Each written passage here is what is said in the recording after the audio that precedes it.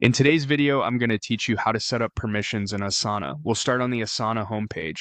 Make sure you can see the left-hand sidebar. If it's collapsed, click the sidebar toggle at the upper left to open it. If it closes or you don't see your sections, click again to expand it so your teams and projects are visible. Next, choose the project where you want to manage access. Click the project name in the sidebar to open it.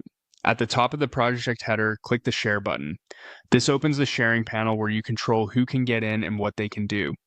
In the add field, start typing a teammate's name or their work email address, then select the right person from the list. To the right of their name, pick a permission level. Editor can create and edit tasks, change fields, and move work forward. Commenter can't change tasks but can leave comments and collaborate in conversations. Viewer has view-only access, which is great for stakeholders who just need to stay informed. Depending on your Asana plan, you may see different options here. Before you finish, review the project's visibility. Click the privacy badge that says Private to Members. This is where you decide who, beyond invited members, can discover the project.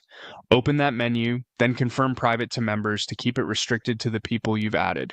While you're in the sharing panel, look at the preset access options. Click Task Collaborators to see the setting that limits action to people directly involved on tasks. Click Project Admin to review the higher-level controls available to designated admins. Finally, click Editor to return to the standard editing role for most contributors. Choose the option that best fits how your team works and the level of control you want to maintain.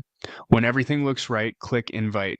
Your selected teammates will receive a notification and gain access with the permissions you set. If anything changes later, come back to the project, open Share, and adjust roles or visibility at any time.